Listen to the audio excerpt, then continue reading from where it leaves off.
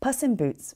Once upon a time there was a miller who left no more riches to the 3 sons he had than his mill, his ass, and his cat. The division was soon made. Neither the lawyer nor the attorney was sent for. They would soon have eaten up all the poor property. The eldest had the mill, the second the ass, and the youngest nothing but the cat. The youngest, as we can understand, was quite unhappy at having so poor a share. "My brothers," said he, "may get their living handsomely enough by joining their stocks together, but for my part, when I've eaten up my cat and made me a muff of his skin, I must die of hunger." The cat, who heard all this without appearing to take any notice, said to him with a grave and serious air, "Do not thus afflict yourself, my master. You have nothing else to do but to give me a bag and get a pair of boots made for me, that I may scamper through the brambles, and you shall soon see that you have not so poor a portion of me as you think." Though the cat's master did not think much of what he had said, he had seen him play such cunning tricks to catch rats and mice, hanging himself by the heels or hiding himself in the meal to make believe he was dead, that he did not altogether despair of his helping him in his misery.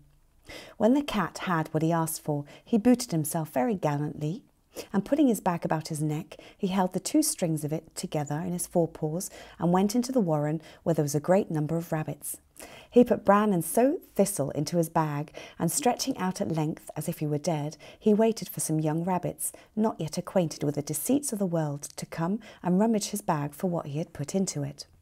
Scarcely was he settled, but he had what he wanted. A rash and foolish young rabbit jumped into his bag, and Monsieur Puss, immediately drawing close the strings, took him and killed him at once.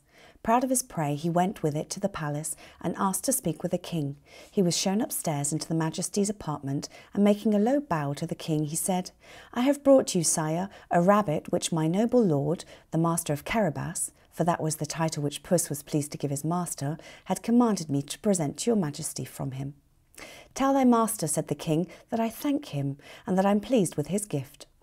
Another time he went and hid himself among some standing corn, still holding his bag open, and when a brace of partridges ran into it, he drew the strings and so caught them both. He then went and made a present of these to the king, as he'd done before of the rabbit which he took in the warren. The king, in the like manner, received the partridges with great pleasure and ordered his servants to reward him. The cat continued for 2 or 3 months, thus to carry his majesty, from time to time, some of his master's game. One day, when he knew that the king was to take the air along the riverside with his daughter, the most beautiful princess in the world, he said to his master, "If you will follow my advice, your fortune is made. You have nothing else to do but go and bathe in the river, just at the spot I shall show you, and leave the rest to me." The Marquis of Carabas did what the cat advised him to do, without knowing what could be the use of doing it. While he was bathing, the king passed by, and the cat cried out with all his might, "Help, help! My lord, the Marquis of Carabas is drowning." At this noise the king put his head out of the coach window, and seeing the cat, who had so often brought him game, he commanded his guards to run immediately to the assistance of his lordship the Marquis of Carabas. While they were drawing the poor Marquis out of the river, the cat came up to the coach and told the king that, while his master was bathing, there came by some rogues who ran off with his clothes, though he'd cried out, "Thieves, thieves," several times, as loud as he could. The cunning cat had hidden the clothes under a great stone. The king immediately commanded the officers of his wardrobe to run and fetch one of his best suits for the Lord Marquis of Carabas. The king was extremely polite to him, and as the fine clothes he had given him set off his good looks, for he was well made and handsome, the king's daughter found in him very much her liking, and the Marquis of Carabas had no sooner cast 2 or 3 respectful and somewhat tender glances than she fell in love with him to distraction. The king would have him come into the coach and take part in the airing.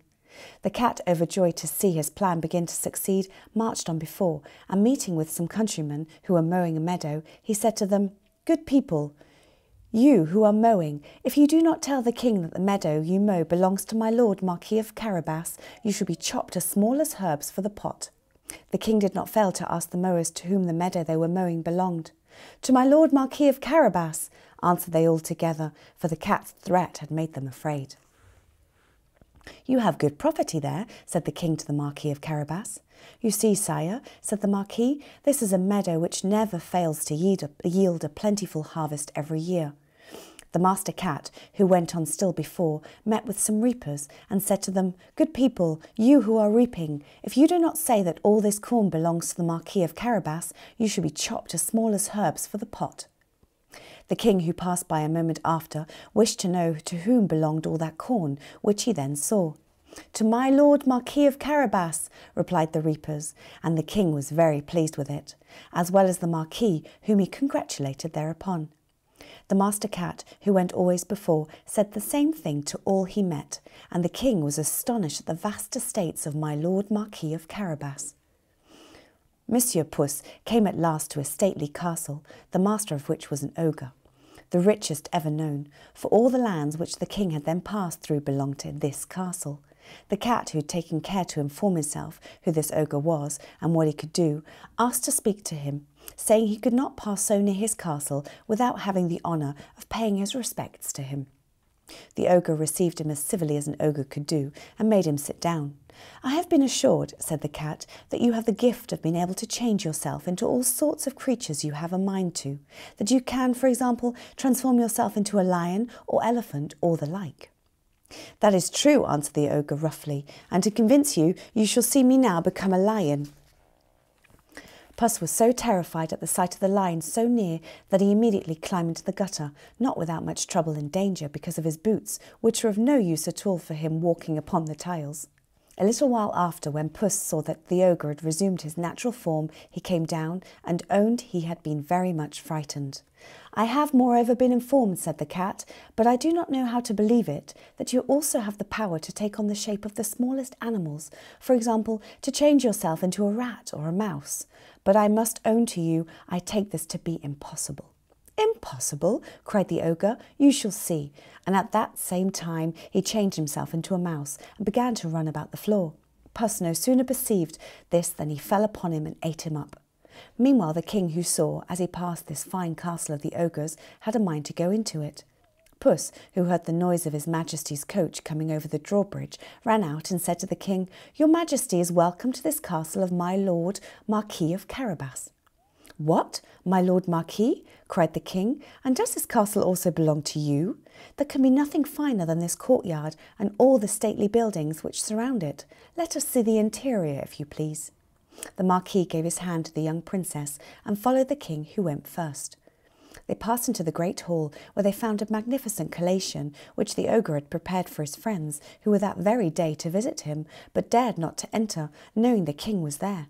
His Majesty, charmed with the good qualities of my lord of Carabas, was also his daughter, who had fallen violently in love with him, and seeing the vast estate he possessed, said to him, "It will be owing to yourself only, my lord Marquis, if you are not my son-in-law." The Marquis, with low bows, accepted the honour which his Majesty conferred upon him, and forthwith that very same day married the princess.